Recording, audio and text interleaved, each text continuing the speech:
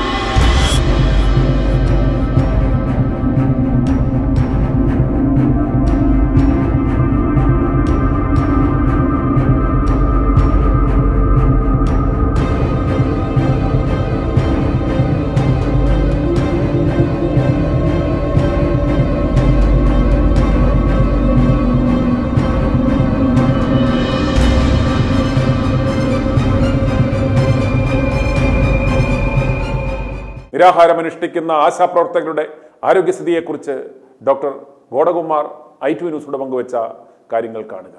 ഈ സമരപ്പന്തലിൽ നിരാഹാരമിരിക്കുന്ന 3 ആശാവർക്കർമാരെ പരിശോധിച്ചു. അവരുടെ ആരോഗ്യം തൃപ്തികരമാണ്. കുറച്ച് ക്ഷീണമുണ്ടെങ്കിലും ആരോഗ്യനില തൃപ്തികരമാണ് എന്നുള്ളതാണ് മനസ്സിലാക്കാൻ കഴിഞ്ഞു. കുറച്ച് ഡീഹൈഡ്രേഷൻ ഉണ്ട്. അവർ വെള്ളം മാത്രമേ കുടിക്കുന്നുള്ളൂ. പിന്നെ ഇന്ന് വെയിലും കുറവായതുകൊണ്ട് കുറച്ച് അനുകൂലമായൊരു ഘടകമുണ്ടെന്ന് തോന്നുന്നു. അവരെ നിരന്തരമായി നമ്മുടെ നിരീക്ഷണത്തിലാണ്. ഇപ്പോൾ ആരോഗ്യനില തൃപ്തികരമാണ്. നിർജ്ജലീകരണത്തിൻ്റെ പ്രശ്നമാണ് കൂടുതലും. വേനൽക്കാലമായതുകൊണ്ട് ഡീഹൈഡ്രേഷൻ ഉണ്ടാവാതെ നോക്കുക, ഉപ്പിട്ട് വെള്ളം കുടിക്കുക എന്നുള്ളതാണ് നിരാഹാരം കിടക്കുന്നവർ സാധാരണ ചെയ്യുന്നത്. കാരണം ഭക്ഷണം പാടില്ലല്ലോ. പിന്നെ ORS പോലെയുള്ള പാനീയങ്ങൾ കുടിക്കാം. അത് കുറച്ച് ഡീഹൈഡ്രേഷൻ, കാരണം ജലത്തോടൊപ്പം ലവണങ്ങളും കൂടെ നഷ്ടപ്പെട്ടു പോകും. അപ്പോൾ വെറും വെള്ളം കുടിച്ചാൽ മാത്രം പോരാ, അതിനകത്ത് ലവണങ്ങളും കൂടെ ചേർന്നില്ലെങ്കിൽ അത് പ്രത്യേകിച്ചും പലരും 50 വയസ്സിനൊക്കെ മേളിലുള്ളവരാണ്. അപ്പോൾ അവർക്ക് മറ്റ് ആരോഗ്യപരമായ കോംപ്ലിക്കേഷൻസ് വരാനുള്ള സാധ്യതയുണ്ട്. അതുകൊണ്ട് വെള്ളം ധാരാളം കുടിക്കുക എന്നുള്ള നിർദ്ദേശമാണ് കൊടുത്തിരിക്കുന്നത്. എല്ലാ ദിവസവും കുളിക്കുന്നത് നല്ലതാണ്. പിന്നെ ശരീരം തണുപ്പിക്കാൻ വേണ്ടി ചൂടുള്ള സമയത്ത് ദേഹം തുടച്ചു കൊടുക്കുന്നതും നന്നായിരിക്കും.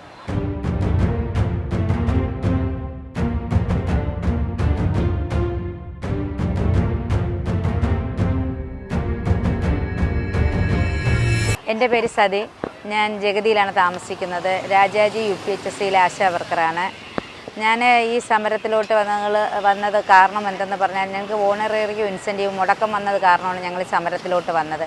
3 മാസത്തെ മുടക്കം വന്നപ്പോൾ ഞങ്ങൾക്ക് വരേണ്ട ഒരു സാഹചര്യം വന്നു. കറക്റ്റായിട്ട് കിട്ടിക്കൊണ്ടിരുന്നെങ്കിൽ ഞങ്ങൾ ഇതിലോട്ട് വരില്ലായിരുന്നു സാറേ. പക്ഷേ ഞങ്ങൾക്ക് ഇതിലോട്ട് വരാനുള്ള സാഹചര്യം വന്നതുകൊണ്ട്, പക്ഷേ അത് ഇന്ന് തന്നെ 41-ാം ദിവസമായി. ഇന്ന് 3-ാമത്തെ ദിവസം നിരാഹാരവും തുടങ്ങി.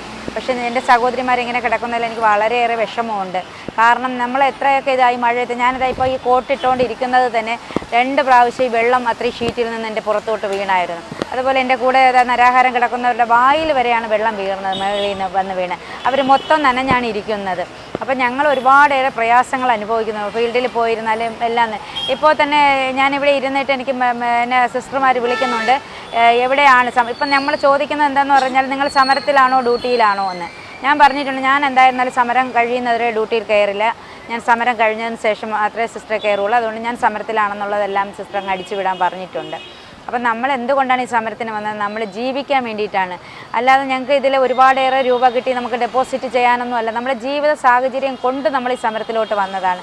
ഇപ്പോൾ ഈ മഴയത്ത് തന്നെ ഒരുപാടേറെ നനഞ്ഞ് കുതിർന്നാണ് എല്ലാവരും ഇരിക്കുന്നത്. സഹിച്ചിരിക്കുന്നതുകൊണ്ട് നമുക്ക് നമ്മുടെ ജീവിത മാർഗം ഇതായതുകൊണ്ട് മാത്രമാണ് ഞങ്ങൾ ഇതിൽ സഹിച്ച് ഇവിടെ ഇരിക്കുന്നത്. ഇത്രയും പേര് മഴയായിരുന്നാലും വെയിലായിരുന്നാലും അങ്ങനെ എല്ലാവർക്കും അസുഖങ്ങളാണ്. പനി, ചുമ, പിന്നെ ഓരോ സ്ത്രീകളല്ലേ. സ്ത്രീകളാകുമ്പോൾ പലയേറെ ബുദ്ധിമുട്ട്, പീരീഡ്സായിട്ട് ഒരുപാടേറെ ബുദ്ധിമുട്ടുന്നവർ ഇതിൻ്റെ ഇടയിലുണ്ട്. നമ്മുടെ കൂട്ടത്തിൽ ഒരുപാടേറെ കഷ്ടപ്പെടുന്നുണ്ട്. പക്ഷേ എന്നിരുന്നാലും നമ്മുടെ ഈ ഗവൺമെൻറ് നമ്മളെ കണ്ണു തുറന്ന് കാണുന്നില്ല. ഇപ്പം ബഹുമാനപ്പെട്ട ആരോഗ്യമന്ത്രി തന്നെ ഞങ്ങളെ ചേർത്തണയ്ക്കുന്നു എന്ന് പറയുന്നു. പക്ഷേ എവിടെയാണ് ചേർത്തണയ്ക്കുന്നത്? പക്ഷേ നമ്മുടെ ബഹുമാനപ്പെട്ട ആരോഗ്യമന്ത്രി ഒരു നിമിഷമെങ്കിലും ഞങ്ങളെ വന്ന് കണ്ട് ഞങ്ങൾക്കൊരു സമാധാന വാക്ക് തന്ന് ഞങ്ങൾക്ക് ഇപ്പം കൂട്ടാനായിട്ട് നിവർത്തിയില്ലെന്നാണ് ചർച്ചയിൽ പറഞ്ഞത്. പക്ഷേ എന്താ കൂട്ടാൻ? ബാക്കി PSCക്കാർക്കും മറ്റുള്ള അംഗങ്ങൾക്കും എല്ലാം കൂട്ടാനായിട്ട് കാശ്. ഞങ്ങളുടെ ആശാ വർക്കേഴ്സിന് മാത്രമാണ് കാശില്ലയെന്ന് അവർ പറയുന്നത്. ഇപ്പോൾ അത് ഏപ്രിൽ മുതൽ സർക്കാർ ജീവനക്കാർക്ക് പെൻഷൻ കൂട്ടിക്കൊടുക്കുന്നുണ്ട്. കാരണം പെൻഷൻ അല്ല, അവരുടെ ആനുകൂല്യം കൂട്ടുന്നുണ്ട്. 12% എന്നുള്ളത് 3% കൂട്ടി 15% വരെ അവർ വർദ്ധിപ്പിക്കുന്നുണ്ട്. അപ്പം നമുക്ക് കാശില്ലെന്ന് പറയുന്നത് വെറുതെ അല്ലേ? അപ്പം നമ്മൾ എന്തായിരുന്നാലും ഈ ആശാ വർക്കർ ആയതുകൊണ്ട് താഴ്ത്തട്ടിൽ കിടന്ന് പണിയെടുക്കുന്നവരായതുകൊണ്ട് അവർ ഈ ഉള്ള രൂപ കൊണ്ട് പണിയെടുക്കട്ടെ, ഞങ്ങൾക്ക് കൂട്ടിത്തരാൻ പറ്റില്ല എന്നൊരു തീരുമാനത്തിലാണ് നമ്മുടെ സർക്കാർ നിൽക്കുന്നത്. പക്ഷേ ഞങ്ങൾ ആ ഒരു തീരുമാനത്തോട് ഞങ്ങൾക്ക് യോജിക്കാൻ പറ്റില്ല. കാരണം ഞങ്ങൾ വളരെയേറെ കഷ്ടപ്പെടുന്നു. ഓരോരുത്തരുടെ ജീവിത കഥകൾ അവർ പറഞ്ഞല്ലോ. അതുപോലെ സാഹചര്യങ്ങളിൽ പെട്ടവരാണ് നമ്മൾ ഓരോരുത്തരും. ഞങ്ങൾക്ക് ജീവിക്കാനായിട്ട് വേറെ മാർഗ്ഗമില്ല. ഞങ്ങളെ മക്കളെ പഠിപ്പിക്കണം, ഞങ്ങളുടെ വീട്ടിൽ അച്ഛനമ്മമാരെ നോക്കണം. അച്ഛനമ്മമാർക്ക് ഓരോ അസുഖങ്ങളുള്ളതാണ്. അപ്പോൾ ഞങ്ങൾ അതിനൊക്കെ വേണ്ടിയിട്ടാണ് ഞങ്ങൾ കഷ്ടപ്പെടുന്നത്. ഈ 232 രൂപയ്ക്ക് ജോലി ചെയ്താൽ എത്രയാണ് നമുക്ക് കിട്ടുന്നത്? എല്ലാവരും പറയുന്നു കൂടുതലാണ് കേരളത്തിൽ കൊടുക്കുന്നത്, കൂടുതലാണ് ഭരണപക്ഷം പറയുന്നത്. എവിടെ അവർ ഈ 232 രൂപയ്ക്ക് ഒരു ദിവസം ജീവിക്കുമോ? അല്ലെങ്കിൽ 7000 രൂപയ്ക്ക് ഈ ഭരണപക്ഷക്കാർ ഒരു ദിവസം ജീവിക്കുമോ? അവരല്ലെങ്കിൽ ഒരു കാര്യം, ഒരു ദിവസം ഞങ്ങളുടെ ഒരു ആശയുടെ ശമ്പളം എടുത്തിട്ട് ഒരു മാസത്തെ 7000 രൂപ എടുത്ത് അവർ ജീവിക്കട്ടെ. അവർ പറയും ഞങ്ങൾ ഇൻസെൻറ്റീവ് ചോദിക്കുന്നില്ല കേന്ദ്രം. ഞങ്ങൾ ഇൻസെൻറ്റീവും ചോദിക്കുന്നുണ്ട്. ഇൻസെൻറ്റീവ് ഞങ്ങൾക്ക് വർദ്ധിപ്പിച്ച് തരാമെന്ന് പറഞ്ഞിട്ടുണ്ട്.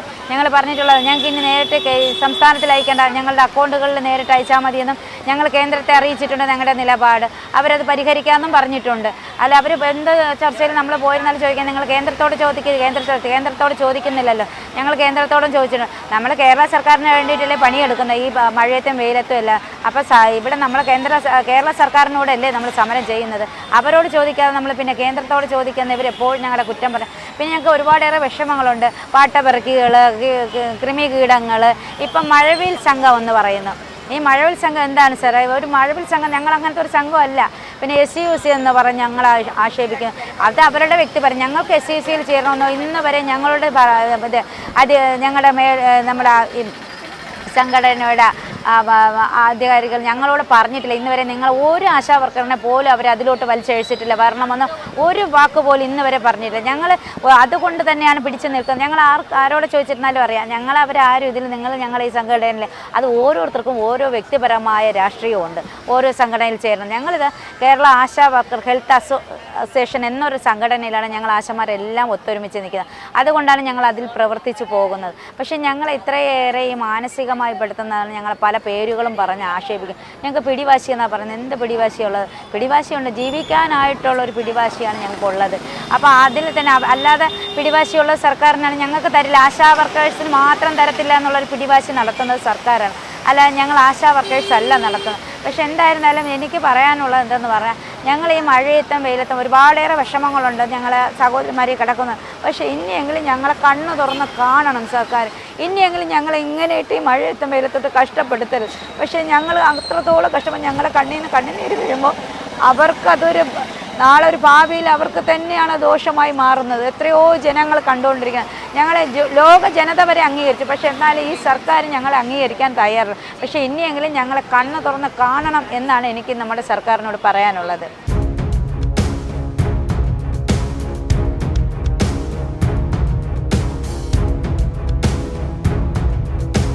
എൻ്റെ പേര് തങ്കമണിയാണ്.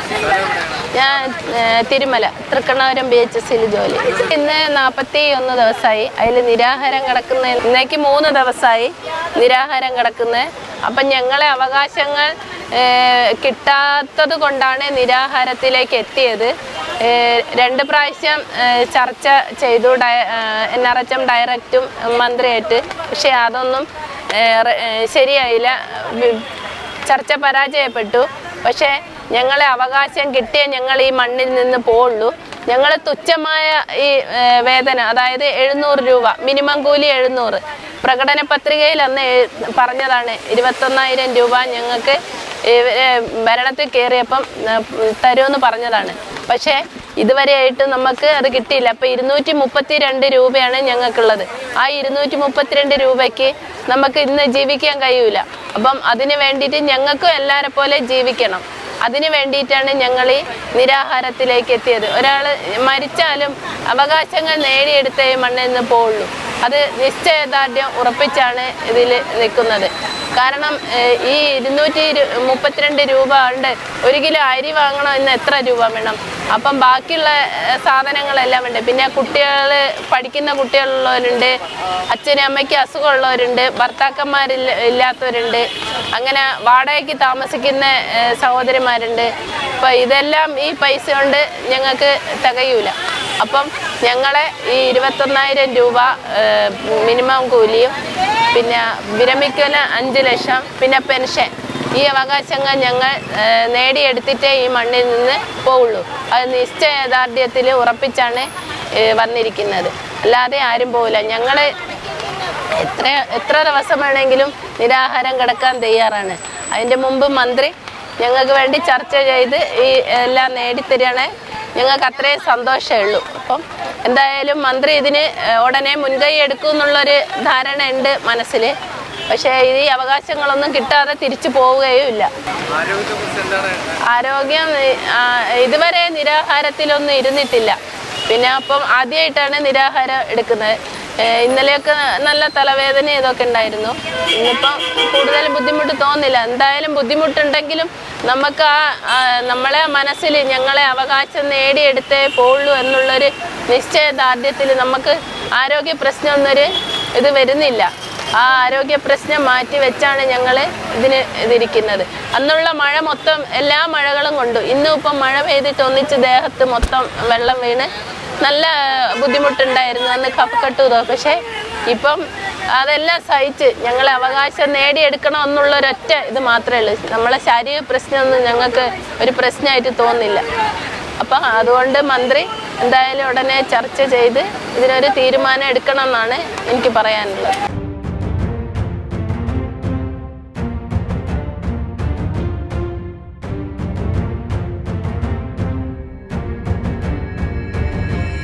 എൻ്റെ പേര് ശോഭ. ഞാൻ വേട്ടമുക്കിൻ്റെ അവിടെയാണ് താമസിക്കുന്ന. വട്ടൂർ കാവ് UPHSയിൽ അവിടെയാണ് എൻ്റെ UPHS. ഞാൻ വലിയവള വാർഡിലാണ് വർക്ക് ചെയ്യുന്നത്. 18 വർഷം കൊണ്ട് ഞാൻ ഇത് ആശാ വർക്കറായിട്ട് വർക്ക് ചെയ്യുന്നു. എനിക്ക് ആദ്യമൊക്കെ ഈ ജോലിക്ക് വന്നുകൊണ്ടിരുന്ന സമയത്ത് മറ്റുള്ള ജോലിക്ക് പോകാമായിരുന്നു. ഞാൻ ചെടിക്കടകളിലും സൈക്ലിംഗ് കടയിലും അങ്ങനെയൊക്കെ പോയി ആയിരുന്നു എൻ്റെ ജീവിതം മുന്നോട്ട് കൊണ്ടുപോയിക്കൊണ്ടിരുന്നത്. പിന്നെ എൻ്റെ ഹസ്ബൻഡ് മരിച്ചിട്ട് 8 വർഷമായി. ഈ നിരാഹാര സമരത്തിന് മുൻകൈയെടുത്ത വീട്ടിലെ സാഹചര്യങ്ങളും ഉണ്ടാകും. ബുദ്ധിമുട്ടും കാര്യങ്ങളും, വീട്ടിൽ പിള്ളേർക്ക് ഭക്ഷണം ഉണ്ടാക്കാൻ നിവർത്തിയില്ല. പിന്നെ ലോണ് കാര്യങ്ങൾ, കടം, അങ്ങനെയെല്ലാം ഉണ്ടായിരുന്നു. പിന്നെ ആകെ മാനസികമായി ഭയങ്കര ഒരു ഏത് സമയവും വീട്ടിൽ ചെല്ലുമ്പോൾ ഒരു ആത്മഹത്യയുടെ ഒരു ഇത് ചെയ്യണം എന്നുള്ളൊരു വിചാരം. പിന്നെ അത് മറക്കാൻ വേണ്ടി ഫീൽഡിലൊക്കെ പോകുമ്പോൾ കുറച്ചൊരു ആശ്വാസം കിട്ടും ആൾക്കാരുമായിട്ട് ഇടപഴകുമ്പോൾ.